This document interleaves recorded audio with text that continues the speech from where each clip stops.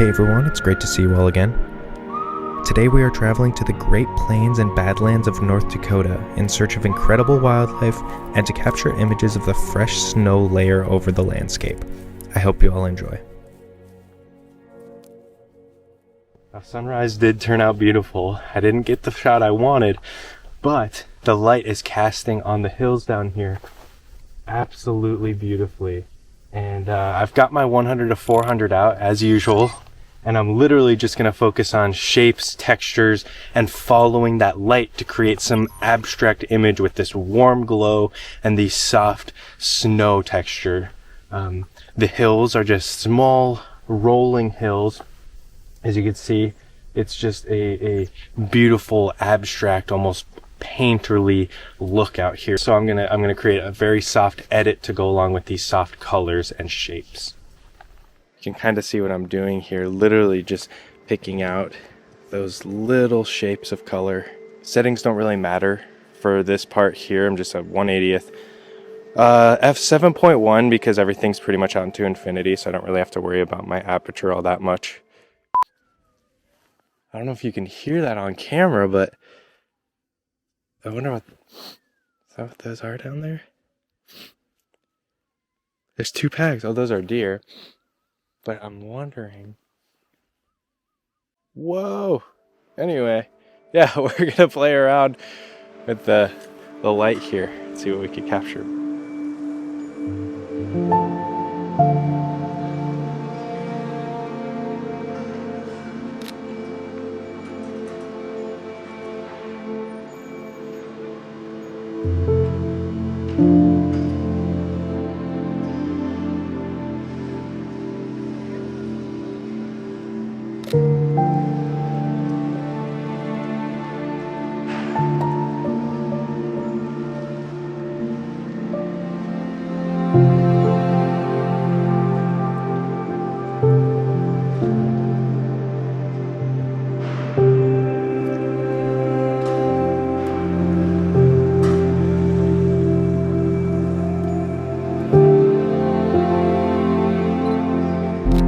As I mentioned, I went for more of a soft, painterly editing style for these images, and I really like how they turned out.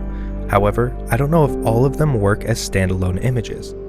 So, I had the idea of putting them together as more of a mood board or collection. Let me know what you think.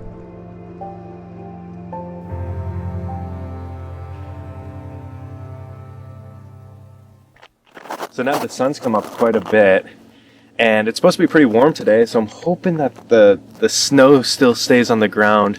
It's supposed to be in the 40s, but we'll see. There's a decent amount of snow, but there's a lot of frost on the trees here in this field.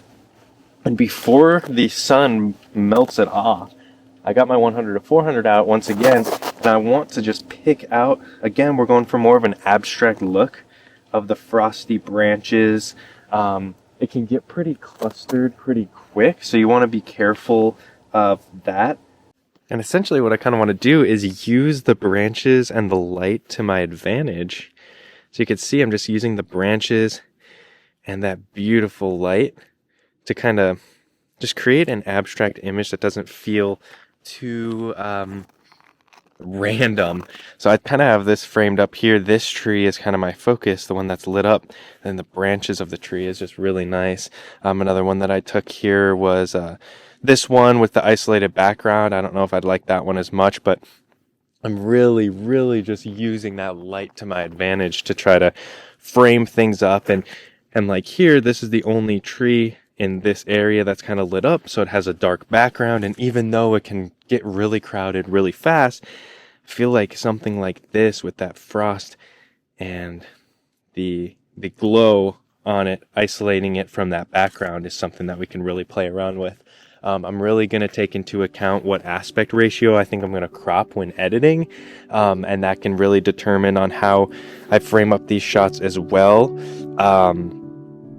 So yeah, I'm just zooming kind of all the way into 400 right now and just isolating branches of light and the trees there. So, and I could literally just sit here for a while and move just parallel to where I am right now along this street. And before the frost burns off, there's just going to be an infinite number of those compositions out there.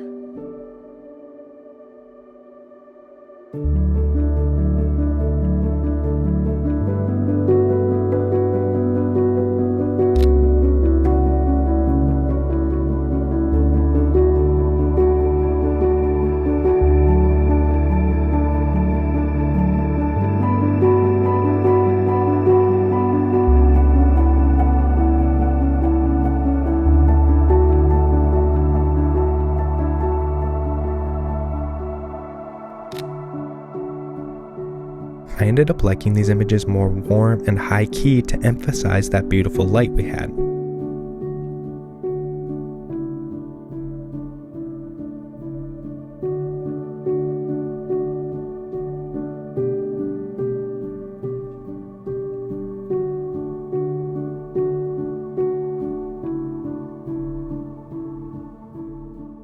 So I've come up to the north unit of the park, and I'm kind of being a little quiet here because just getting some B-roll and some photos of the wildlife out here. We finally found some bison out here, and you can see them right out there, and then just getting some B-roll there through the camera. But I'm literally just driving through the park.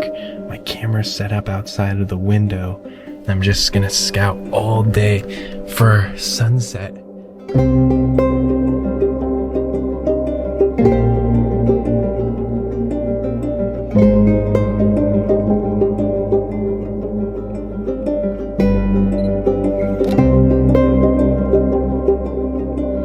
I haven't done much wildlife photography, but I thought it would be fun to give it a crack. Please let me know in the comments what you think I could improve on when it comes to this style of photography.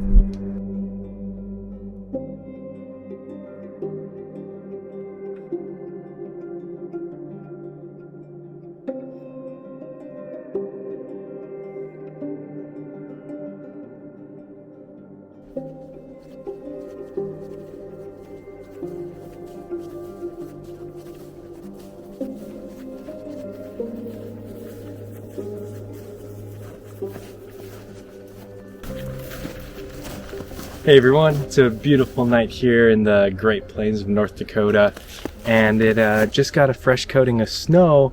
The sun is just about to set, and I came to this spot a couple mornings ago for sunrise, but I felt like I didn't give myself enough time to explore my surroundings and experiment with different compositions. So I just took today to kind of slow down, and really what I'm focusing on is finding a strong and impactful foreground element when shooting wide angle photography. And one of the biggest tips that I can give you for shooting wide angle photography when finding a foreground is to use a tool that I could imagine most people have right in their pockets. So what I do, so that's you.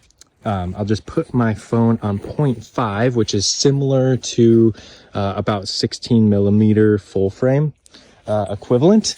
And I will literally just go around, turn my phone upside down maybe, gonna get close to the ground here and see what I can find in the grass. You do this vertically or horizontally. But yeah, as you can see, the sun is about to set here. There was some beautiful, there's still a little bit of beautiful light. But what I'm really looking at and where I've got my tripod sitting is this brush right here. So I just kind of turned my phone upside down here in 0.5 mode. Just tried to find a spot where the foreground was pretty strong. And I had a subject in the foreground. So as you can see, kind of give you closer view here, what I came up with is that I have that brush in the foreground, and it's very prominent, and then it kind of leads your eye into the tree there. As far as settings go here, at 1/15 of a second, which I might have to bump up once the sun goes down a little bit more, at f11, then ISO 100, and then I'm using that 2-second delay to make sure everything is perfectly sharp. I'm all the way at 16 millimeters with the Zeiss 16-35 and my Sony A7R II. I'm also probably going to have to focus stack this, and luckily there's like no wind. It is incredibly still right here. So again, just waiting for that sun to kind of set there, and then hopefully some of these high clouds after the sun has gone down a little bit more catch some color. But even if they don't, I've snapped a couple shots with that beautiful golden hour light on the brush and the right side of the tree there.